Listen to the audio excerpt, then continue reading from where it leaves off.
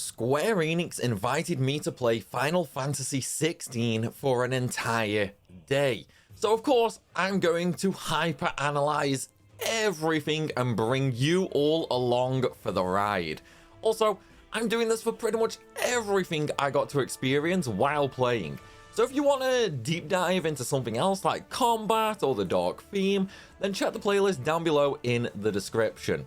For now though, we're going to talk about levels, leveling up, and abilities. Why? Because I'm the grind king, so of course I'm going to pay attention to all this stuff. So when it's finally out, I can spend 500 hours leveling in the starting zone to max level. Now, to fully explain the leveling, I first need to mention about the demo version that we got to play, which is subject to change. We were thrown into the game about 5 hours into the story. We also had access to 3 icons when normally at that point of the game you would only have access to 1. Fundamentally though, that does not impact any of the information I am about to give. So, let's start with what the stats are, shall we? The stats in game are HP, attack, defense, stagger, strength, vitality, and willpower.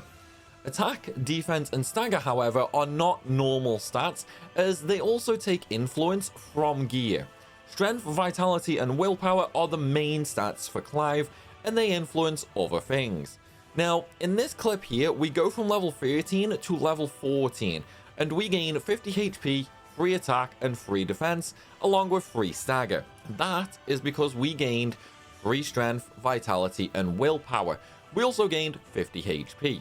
Now, I don't know if leveling up will always result in such linear gains. Personally, I don't think they will. This is conjecture from me here, but I think as we get to higher levels, the stat gain will start to increase. Likewise, we don't know what the maximum level is, and given this fluctuates a lot across the series, I don't want to guess at it either. What we can talk about though is the stats themselves. So, strength is, as the name suggests, how strong Clive is. This alters your physical damage, and it might also increase magic damage as well. However, when playing, I can't say I noticed any real difference with it that isn't margin of error. Vitality is your defense. This is how much damage you take. It may also influence HP gain, but during the trial, I didn't get enough level ups to confirm if this is the case or not. And lastly is willpower. Willpower is a new stat and quite interesting and also more beneficial than you might think.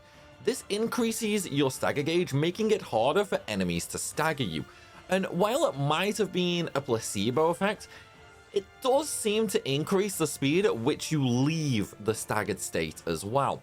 Now, I don't know for sure if that last part is true. As I said, it could just be placebo. But it did feel as if when I got staggered after leveling a few times, I started to get up faster. So why is this important? Well, being staggered is like being put to sleep or paralyzed in previous titles. You can't move, block, or dodge, and you will also take increased damage, making it more likely for you to die. This is very evident in boss battles. During my testing, I was staggered against Garuda and went from nearly full health to nearly being killed. Now, I mentioned this briefly in my overview video, but there are no EXP screens at the end of most fights. In 16, you do have them at the end of boss battles with the loot included, but for normal fights, you don't. Instead, you have a small pop-up on the right-hand side of the screen showing you how much EXP you gained, how much gil you gained as a small pop-up on the sort of middle of the screen as well, and how many ability points you gained, along with a small bar under EXP showing you how close you are to a level up. For gil and ability points, however, you have a darker, almost grayed out number to show your total gil and ability points. Your EXP required for each level up can also be viewed in detail in the menu itself. However, sadly, we were not allowed to capture during this event, and footage of the demo was provided to us, so I'm afraid I can't show off any of the menu stuff. However, it is pretty standard status screens, which we're used to. Now, aside from leveling, we do also gain stats from gear. So if you want to make yourself a glass cannon and go all in on damage, then you can. Likewise, the reverse is true as well. If you want a defensive focused build, we do also know of a crafting system in the game, but it was not available in the demo. Only crafting materials were. So while I imagine we can create stronger equipment with good status boosts, I'm unsure if there will be a way to increase or upgrade equipment further. This one is to be seen yet. Finally, while it was not present in the demo, the ability unlock wheel may feature some form of stat upgrades as well. While the ones we had access to were all abilities of some kind, I did notice a huge amount of space for extra upgrades. This could be story-related unlocks for even more abilities, yes. However, I do think stat upgrades will also be on there.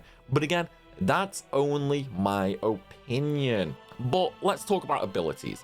Because unlike traditional formats, you don't get them via leveling up. Instead, you get ability points after fights, which you can then use on a wheel to unlock abilities. In the demo, we had a large wheel for Clive and a smaller separate wheel for each icon, which was Garuda, Titan, and Phoenix. The icon upgrades were simply more damage and more stagger gauges when upgraded, but the unlock themselves are extra attacks or abilities relating to that icon. For Clive, the abilities ranged drastically, and there were quite a few of them for sure, so there's always going to be something to work towards when it comes to unlocking them and leveling them. While the potential is there and the ground is laid for it to be a very in-depth system, what we got to experience seemed limited. But again, it was a modified version for media, so I am hopeful for a robust ability path. So now we've talked about stats, how EXP works, and abilities. What about actually getting them, aka grinding? Well, naturally I tried. However, our demo was located in a castle fighting human soldiers, and I'm afraid they did not respawn. Now, this could be down to a ton of reasons.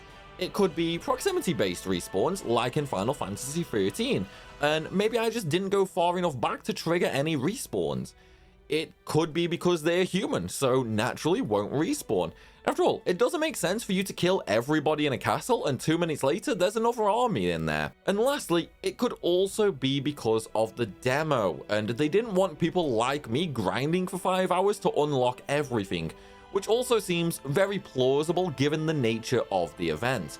However, I can't say for sure, and this is something that we will likely have to wait for the release of the game to see for sure.